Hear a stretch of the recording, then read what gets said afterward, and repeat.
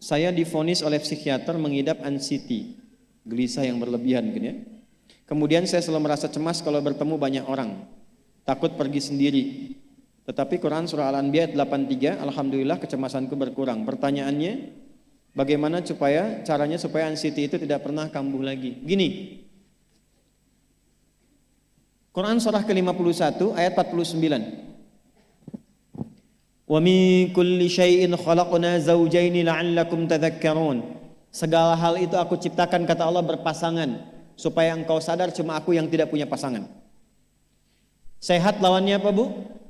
Sakit. Senang lawannya apa? Sedih. Gelisah lawannya apa? Tenang. Maka kalau ada kegelisahan, kecemasan berlebihan, apa yang disebut dengan anxiety ini, maka cari lawannya. Apa lawannya? Tenang. Amalan apa yang banyak memberikan ketenangan, itu terapinya. Apa dalam Quran, ayat-ayat dan amalan yang membantu menghadirkan ketenangan? Satu, saya tulis cepat. Dan saya sudah pernah sampaikan ini dan alhamdulillah insya Allah banyak manfaatnya. Satu, Quran surah 13 ayat 28. Amalannya dua, Quran surah ke-20 ayat 14. Tiga, Quran surah ke-4 ayat 103. 4, Quran surah ke-15 ayat 9. 5, Quran surah ke-54 ayat ke-17, 22, 32, 40. Ini untuk anxiety atau kecemasan berlebihan. 1, Quran surah 13 ayat 28. Perhatikan kalimatnya. Pelan-pelan, Bu. Ibu, kalau gelisah, cemas itu adanya di hati atau di fisik? Dari hati baru mengalir ke pikiran, kan? Baik, perhatikan bagaimana cara menenangkan hati sehingga pikiran ikut tenang. Ini langsung dari Allah. Ala bidzikrillahi tatma'innul qulub. Kata Allah, ala, yakinkan pada dirimu. Fokus. Ala itu harful istikhbar wa taukid, huruf yang berfungsi membuka informasi dan meyakinkan. Jadi kalau ibu ingin tenang, ada yang divonis cemas berlebihan, anxiety, pertama kata Quran mesti yakin dulu nih. Lawan itu yakinkan pada diri. Bidzikrillahi, dengan banyak meningkatkan zikir kepada Allah, tatmainnul qulub, dampaknya ke hati memberikan ketenangan. Jadi rumus cepat menghilangkan kegelisahan, obat yang pertama kata Al-Quran, zikrullah. Apa obatnya? Amalan zikrullah ada 4. Amalan zikrullah ada 4. 1, saya lompat dulu ke yang paling cepat, yang paling gampang, yang paling mudah. Quran surah ke-4 ayat 103.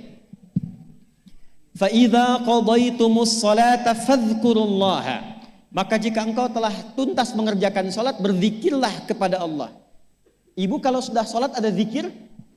Ya, subhanallah, alhamdulillah, Allahu akbar, astagfirullah, ada itu? Hafal ya? Itu yang paling gampang. Kalau sedang cemas, keluarkan zikir pertama dalam bentuk kalimat thayyibah. Apa kalimat pertama yang dibaca setelah salat? Bukan. Astagfirullah. Assalamualaikum warahmatullah. Assalamualaikum warahmatullah. Astaghfirullah.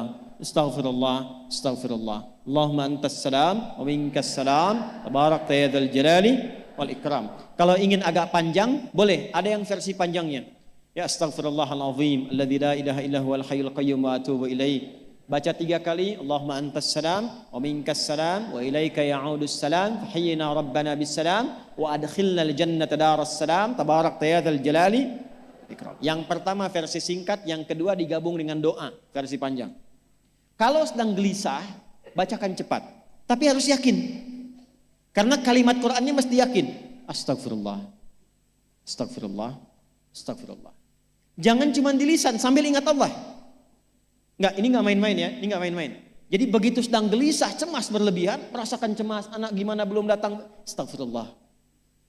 Tapi sampaikan ke jiwa, ingat Allah, astagfirullah. Astagfirullah. Sampai terjadi perubahan dalam hatinya, merasakan ketenangan. Astagfirullah, astagfirullah. Kalau itu belum tuntas, ambil wudhu. Amalkan yang kedua, Quran surah ke-15 ayat yang ke-9. Inna nahnu nazzalna dzikra wa inna lahu lahafidhun. Dengan keagunganku aku turunkan Al-Quran itu sebagai zikir. Nah, Quran disebut oleh Allah sebagai zikir. Di antara fungsinya memberikan ketenangan pada jiwa. Ibu kalau sedang cemas, istighfar, masih ada sisanya wudhu, ambil mushaf menghadap kiblat. Baca, Bu. Apa yang terjadi? Nanti akan terjadi Quran surah ke-8 ayat kedua. Saya belum tuliskan karena ini detailnya. Innamal mu'minuna alladzina idza dzukirallahu wajilat qulubuhum wa idza tuliyat 'alaihim ayatuhu zadathum imana wa 'ala rabbihim yatawakkalun.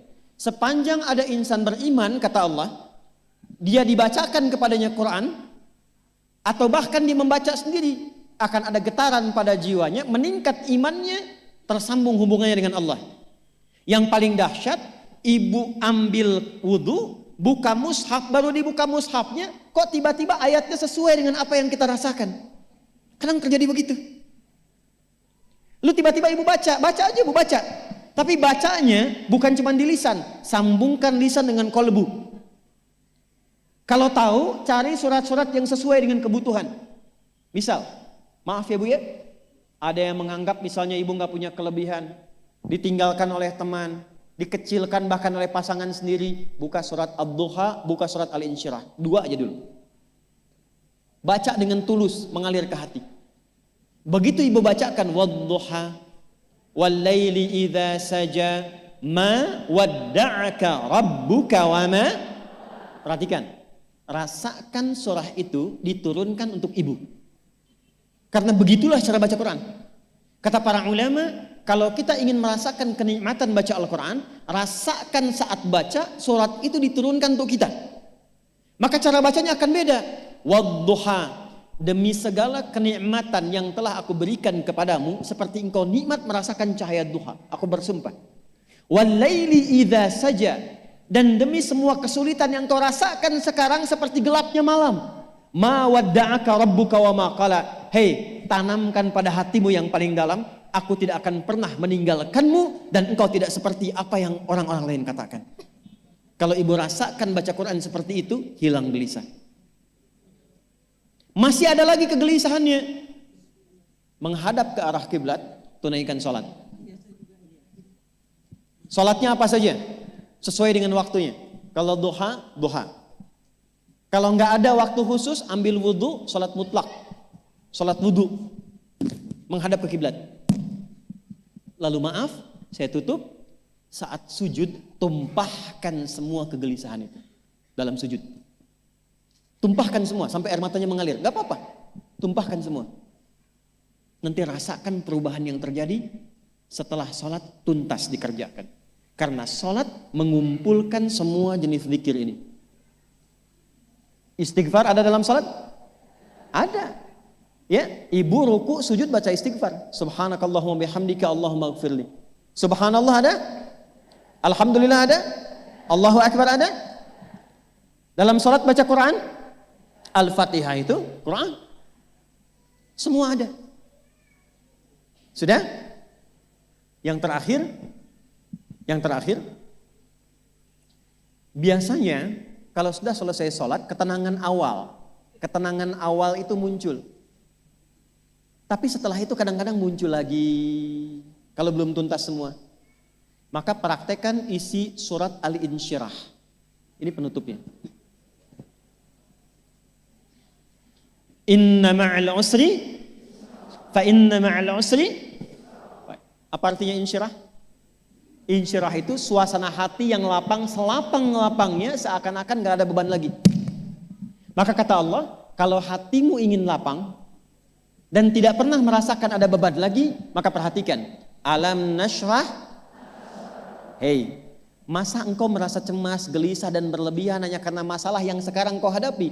Bukankah dulu banyak ribuan masalah yang telah aku selesaikan? Jadi kalau ibu mengalami masalah sekarang, jangan sampai larut sedih dengan masalah yang sekarang. Yakin dulu pun banyak masalah selesai juga. Alam nashrah. Lalu apa yang harus dilakukan? Kata Allah, seberat-beratnya beban, tanamkan keyakinan pada jiwamu. Inna ma'al usri, semua ini pasti selesai. Pasti ada solusinya. Pasti selesai. Inna ma'al usri yusra itu bahasa singkatnya begini, pasti selesai. Pasti tuntas. Yakin Allah sudah jamin pasti tuntas. Jelas? Jadi kalau sedang punya persoalan, yakinkan pada diri kita masing-masing, ini pasti selesai. Insya Allah ada solusinya. Nggak mungkin Allah titipkan kalau saya tidak sanggup menjalaninya. La yukallifullahu nafsan illa, maka lakukan yang ini dan secara kontinu. Terapinya ini aja. Terapinya ini aja. Gelisah lagi, zikir lagi. Gelisah lagi, buka Quran. Sampai itu hilang, tapi itu tidak akan pernah hilang kalau ibu nggak yakin bisa mengatasinya. Karena itu hurufnya dibuka dengan ala, yakinkan, itu hilang. Jelas?